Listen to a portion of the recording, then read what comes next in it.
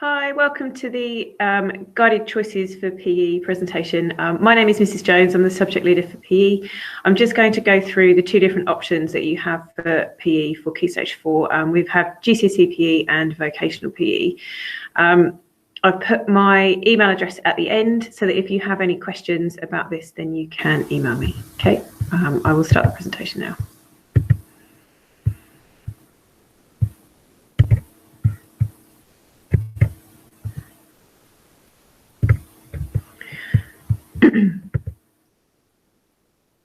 Okay, so things to consider.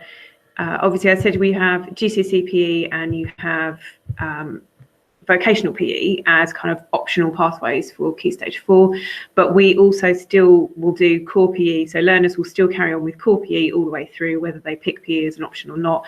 And then the extracurricular options will be there again for everybody, whether you choose PE as an option or not. Okay. So what we're looking at is if you choose GCSE or Vocational PE, then the learners will have 4 75-minute sessions a fortnight. And then on top of that, they'll have 2 75 minutes of core PE a fortnight as well. So that means 6 lessons per cycle. Of the 4 GCSE vocational sessions, we will do 2 will be theory, 1 will definitely be practical, and then the 4th will be a theory or a practical, depending on kind of need for the learners. So there will be times where we will do more theory because that's necessary. Sometimes we'll do theory in practice. Sometimes it will just be a practical lesson because more practical needs to be done at that time of year. Things to think about for the learners, particularly for GCSE PE, there need to be sports that they excel in because this is 30% of the grade, and it can be the difference sometimes between kind of achieving and not achieving. So things like, do they excel in sessions? Do they enjoy it? You know, do they really like PE? Do they attend extracurricular clubs? Do they play sport outside of school? Do they enjoy the lessons that they do in school? Do they have an interest in learning about the theoretical side of PE? So from a GCSE point of view, this would be the anatomy and physiology and sports psychology and exercise and training and that kind of thing. From a vocational PE point of view, this is looking at having an interest in officiating or coaching or the more contemporary side of sport. So the media and kind of commercialization of funding and that kind of thing. And then do they need it? So is it something that might be useful for a career? So things like coaching or playing sport, teaching, maintaining a healthy lifestyle, physiotherapy, that kind of thing, okay? So GCSE or vocational, main differences between the two, they're because they are both the same level qualification. Sometimes people feel that vocational courses are not as good, but actually, from a qualification point of view, they're both level 2. They're both accepted by colleges and further education establishments. It's just a different way of learning. So the GCSE course is predominantly exam-based. There's 30% of it will be a practical exam. And then there will be 2 kind of written exams at the end of the course, and they determine the grade. So there's very little coursework requirement for it at all. Whereas the vocational course does have some exam sections in it, but it has more coursework all the way through. It can be done, kind of the coursework can be done throughout the 2 years of the course, and the exam can be reset at one point. So they can do the exam at any point in the course when they feel ready, and then they can do a reset if needed. So they're just slightly different in the way that they are kind of completed. So let's go into GCSE in a little bit more detail. So 60% theory, there'll be 2 exam papers. Component 1 looks at, this is the more science side of PE. So you're looking at exercise and training, things like lever systems, anatomy and physiology. So this is your body systems. This is a bigger chunk of the course. It's 36%, and it's an hour and 45-minute written exam. And then the component 2 paper is the other side of sports. So we look at diet and healthy lifestyles. We look at sports psychology.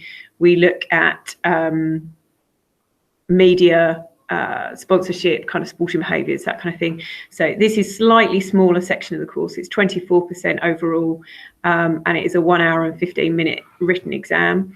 And then you have 40% practical. 3 sports worth 10% each will be assessed. It will be a team sport, an individual sport, and then a choice. And then you have something called a personal exercise program, which is a training program that the learners have to write and evaluate and analyse themselves. Okay. So throughout the theory, I've said a range of topics will be covered and assessed. So I won't go through those again, but they're the same things that I've just said. Throughout the course, there will be like end of year exams. So you'll have an end of year mock exam in year 9. You'll have one at the end of year 10, and then normally November, December in year 11. At the end of each unit, there will be like an end of unit assessment to assess progress. And then right at the end of the course, there are 2 exams at the end of year 11 for component 1 and component 2. Okay, so for the practical, we try and cover in school sports that learners don't necessarily get a chance to do. So we will look a little bit at football, and we'll look a little bit at things like netball. But if they're going to be assessed in football, netball, then the expectation would be that they play those sports outside of school as well. In school, we tend to focus on things like badminton and table tennis and athletics and that kind of thing, because it's sports that learners can make quite quick gains in, and they tend not to be things that are played very often outside of school, but they do tend to be sports that learners can be quite successful in. And similar to the theory, we will assess at the end of each unit, and then there'll be a mock practical exam in November in year 11, and then at the end of year 11, normally kind of March, April, May time, there will be a 2 or 3 day exam to do their final assessments for that. Okay, so I won't kind of read through every single one, but your team sports tend to be traditional team sports. So 11-a-side football, 50-a-side rugby union, etc. They have made a couple of additions recently, which I have put in bold. So learners can now be assessed in futsal, but they can't do futsal and football. They can now do things like ice hockey, inline skater hockey, but they can't do both of those things.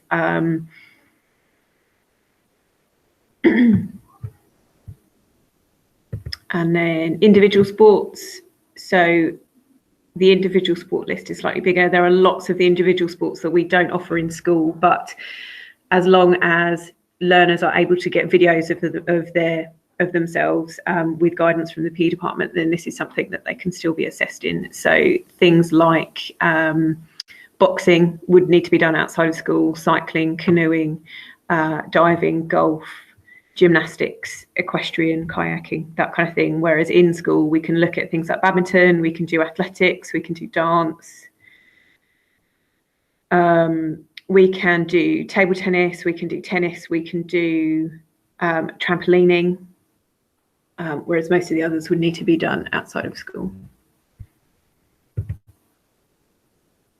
And then there are a list of specialist activities, but in order for learners to be assessed in these, they would need to fulfil the classification criteria for the governing body for like competition entry in order to be able to be assessed in those sports. Okay, so then the personal exercise program, as I said earlier, is it's a training program that learners will have to write. Initially it's written under controlled conditions, and then learners will get some time to kind of do this in their own time as well. They will plan it at school, carry it out, and then evaluate that program. Okay, so vocational PE. So if learners love PE, but they're not necessarily, they potentially find terminal exams difficult, or they don't necessarily, they're really interested in sport, but they don't necessarily perform to a really high level, then vocational PE might be something for them to consider. So at the moment, we currently study Cambridge National, but the Cambridge National is under review, as all of vocational exams are on a kind of 3-4 year cycle. So Some of this will change a little bit, and if it changes and becomes unsuitable, then we will change to a different vocational option. But at the moment, they do 4 units, 25% each unit. There is a written exam, which is obviously externally assessed, and then the other 3 units are internally assessed, but then we send them off for moderation. So there's a practical performance unit, which has, it's mainly practical assessments. There is a small written assessment in it. There is a coaching unit, which is about 50-50 practical written. And then there is a media and sport unit, which is a 100% written unit. So each unit will have 4 or 5 learning outcomes. So each learning outcomes tends to be a assignment or an assessment point. And then there's a range of assessment criteria. The grades that the learners will get will be ranging from a level 1 pass, level 1 merit, level 1 distinction, up to level 2 pass, level 2 merit, level 2 distinction, and then level 2 distinction star. They have to pass every unit in order for their points to add up. So if they fail a unit, then they fail the whole thing. But as I said previously, because this is done in stages and this is done throughout the course, then kind of resits and improvements can be made as they work through the course. Okay, so they are just the 4 units that we currently do. And then this is just how the vocational and the GCSE grades kind of marry up. So if you're looking at a grade 4 GCSE equivalent, then learners need to be aiming for a level 2 pass or above. So anything level 2 is a grade 4 or above. All the way up to a level 2 distinction star, which would be broadly the equivalent of grade 8. Okay, so things to think about. As I said, Cambridge National is currently under review. It will be updated in the next year or so, so we will have a really good idea of exactly what the course requirements will be. The kind of likely changes at the moment are just the weightings to the different aspects of the course. So it's likely that the exam will have higher than 25% weighting, but we don't know exactly what that will be at this current time. Okay, so as I said at the start, if you have any questions, then my email address is fjones@honeywoodschool.com. Please feel free to email me. Okay, thank you very much for listening.